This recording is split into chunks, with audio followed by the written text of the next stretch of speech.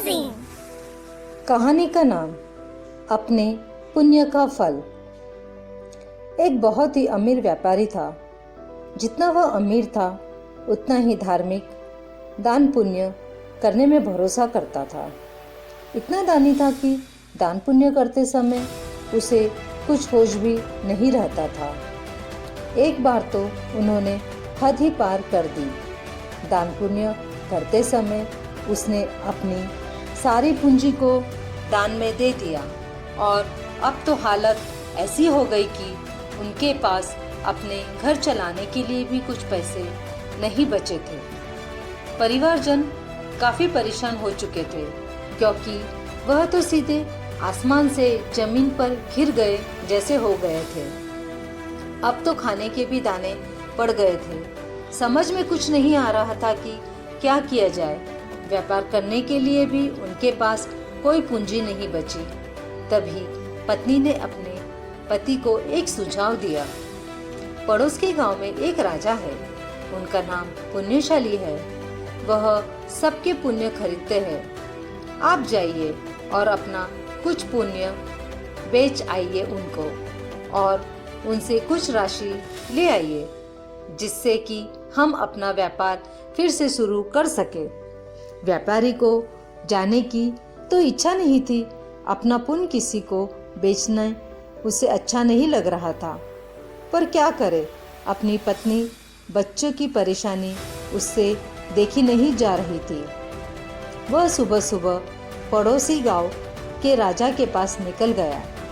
पत्नी ने उसे कुछ रोटियां रास्ते में खाने के लिए दी। रास्ते में एक बहुत बड़ा घना जंगल आया। वहाँ विश्राम के लिए वह रुका। भूख भी काफी लगी थी। उसने सोचा कुछ खाना खा लिया जाए। जैसे ही वह खाना खाने बैठा, एक औरत थोड़ी देर पहले ही एक लड़की को जन्म दे चुकी थी। उसके पति ने व्यापारी से कुछ खाने को मांगा और अपनी व्यथा सुनाई। व्यापारी को दया आ गई। उसने अपनी सारी रोटियां उस औरत को खाने के लिए दे दिया और खुद पानी पीकर आगे चल दिया। कुछ समय बाद वह गांव में पहुंच गया। वहां राजा से मिलता है और अपने पुण्य की बेचने की बात करता है। उस राजा की पत्नी काफी विद्वान थी और उसे कई सिद्धियां भी प्राप्त थी। उसने अपनी सिद्धि से जाना कि अभी अभी एक औरत जिसने एक पुत्री को जन्म दिया था, व्यापारी अपना सारा खाना दे दिया और उसकी जान बचाई। आज तक की सबसे बड़ा पुण्य वह व्यापारी ने कमाया था। तभी रानी ने राजा से उस पुण्य को खरीदने की बात की। राजा भी तैयार हो गए। राजा ने कहा, आज तो आपने बड़ा काम किया है, वही पुण्य खरीदना चाहता हूँ। तब वह व्यापारी बड़े मासूमियत से कहता है, मैंने तो कोई काम नहीं किया। अगर काम करने के लिए मेरे पास पैसे होते तो मैं आपके पास अपना पुण्य क्यों बेचता। तभी राजा ने उसे रोटी की बात बताई। तभी वैसी ही 3 रोटियां बनवाई गई और राजा ने कहा, उस रोटी के बरोबर मैं आपको स्वर्ण दूंगा। व्यापारी मान गए। तराजू के एक पलड़े में वह रोटियां रखी गई और दूसरे पलड़े में स्वर्ण रखे गए।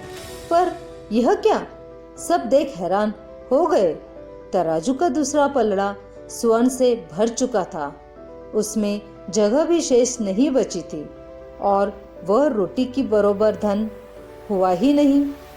तभी व्यापारी का मन परिवर्तन हुआ। उसने कहा, हे राजन, मुझे क्षमा कीजिए, मैं अपना पुण्य नहीं बेचना चाहता। ऐसा कहकर चल दिया। जंगल से गुजरते हुए उसी जगह पर जहां उस औरत को रोटी दी, वहां से थोड़े से पत्थर और मिट्टी अपनी पोटली में बांध दिया और अपने घर चल दिया। घर पहुंचते ही पत्नी ने उससे पोटली के बारे में पूछा। तभी उस व्यापारी ने कहा, पहले हम सब खाना खा लेते हैं, उसके बाद हम इस पोटली को खोलेंगे। व्यापारी बाहर जाते हैं।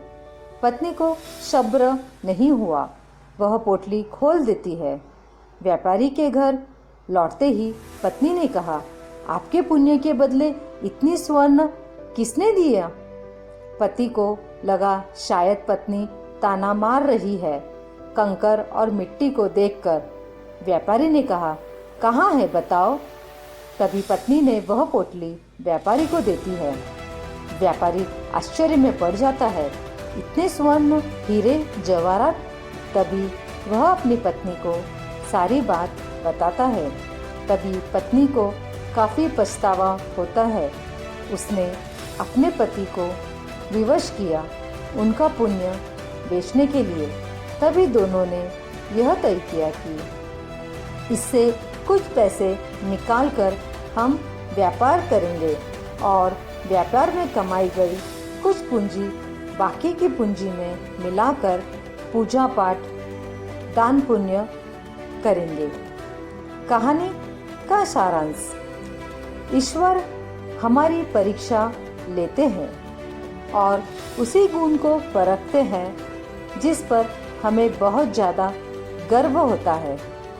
अगर उसकी परीक्षा में हम खरे उतरते हैं और उन पर भरोसा रखें तो रास्ते के कंकर पत्थर भी रत्नों में बदल सकते हैं।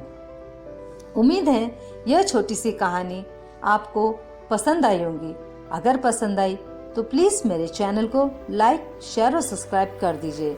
अपना कीमती समय देने के लिए बहुत बहुत धन्यवाद।